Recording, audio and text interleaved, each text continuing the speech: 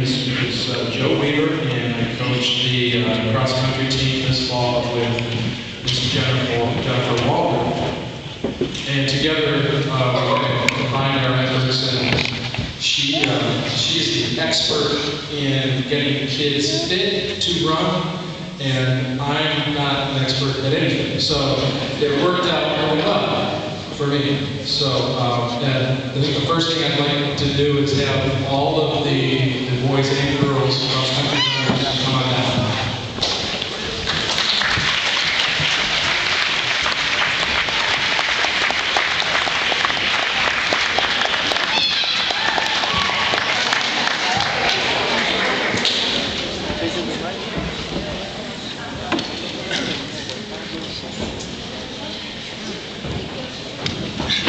It's customary at first to start out with some thank yous, and this year it is probably more important than ever to thank those people that really helped us have a successful cross-country season.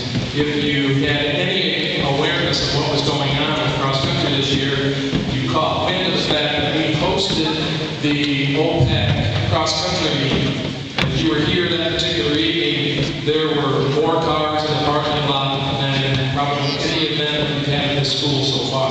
And I'd like to thank many people. I'm not going to mention everybody's name, but there were several parents. There were obviously parents of runners that were there and contributed not only that evening, but through the whole season. And there were some people that had no involvement at all, really, with either a runner or may have had a student at the school that came out and gave their free time to run that meet. And there were hundreds of people.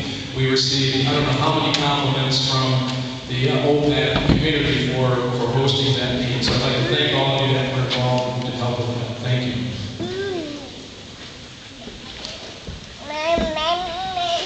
Let me talk for just a minute about just a second about our team. We focused this year on improvement. And you know, cross-country is about running. And we set up our course, and it's a 1.85 mile course. And we didn't run 1.85 miles at practice. We ran 4 miles every practice. So this group of kids is probably the most hard-working group that I've ever worked with. They didn't quit. They ran hard, and if you look at their times, and oftentimes we would put all of their scores or their times up on the board back here, almost every runner you can see throughout the 6 or 8 weeks of the season decreased their time. Some people many more minutes than others, but they all decreased their times quite drastically. And that's what we focused on this year, and that was improvement. So that was a great job. So you can give them a big hand.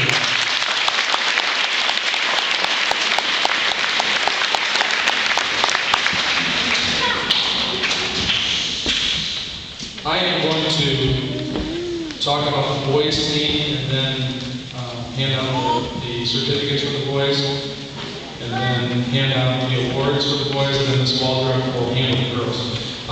The boys team this year was very successful. They had 2 wins in the regular season over Standback.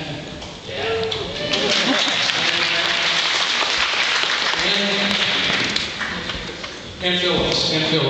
At Chapel Hill School, they all pride themselves on being very fit and good runners, and we beat them. So we had 2 wins, and then in the league we became fit. We again scored better than the Standback and Phillips. So that was a big improvement from last year. And let me introduce the team. I'm not sure if we have everybody here, but I'm just going to rattle off some names here. Alberto Lopez.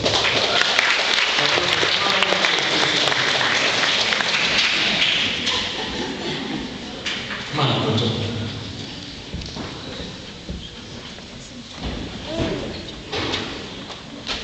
Hunter Anderson.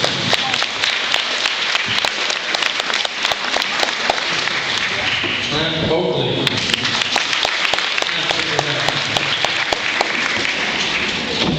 Patrick Flatler. Is Patrick here? Zach Cook.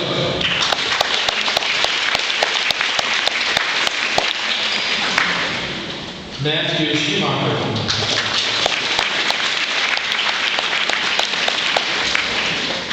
Jonathan Pepin.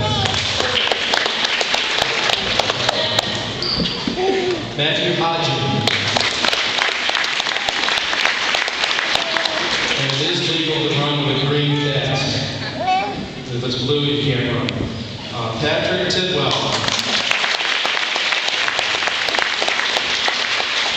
And we have some special awards for the boys team.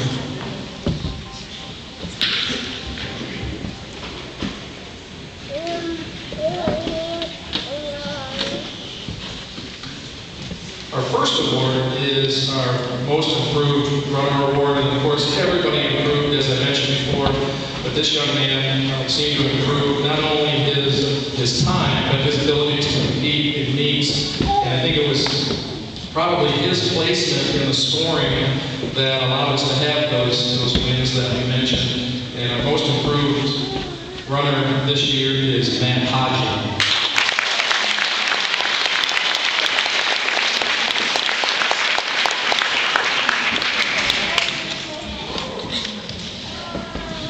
I'll mention this young man's name, although he's not here. This is a sportsmanship award, and we give this award to someone who's really nice and who competes hard, but is also very gracious once the meets are completed, and is a good guy with the other teams. And our sportsmanship award this year went to Jonathan Pepin.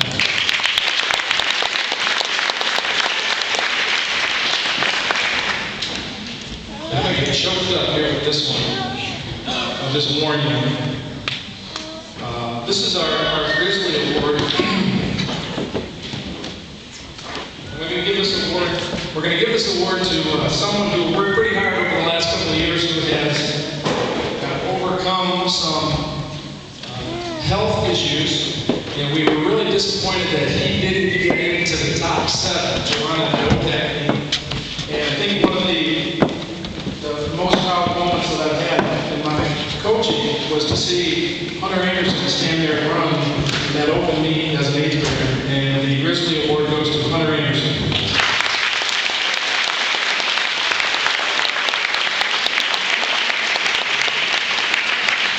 You kind of had to be there, I guess. Hunter and I already talked about it. I ran into him at Walmart.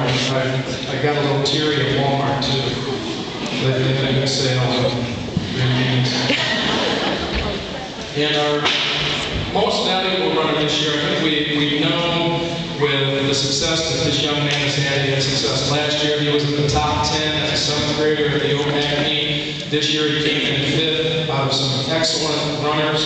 And this young man has sort of defined himself as kind of the cornerstone of Gravelly Hill cross country. We might even put a statue up of this person somewhere, because I'm not sure anybody's going to be better than Zach.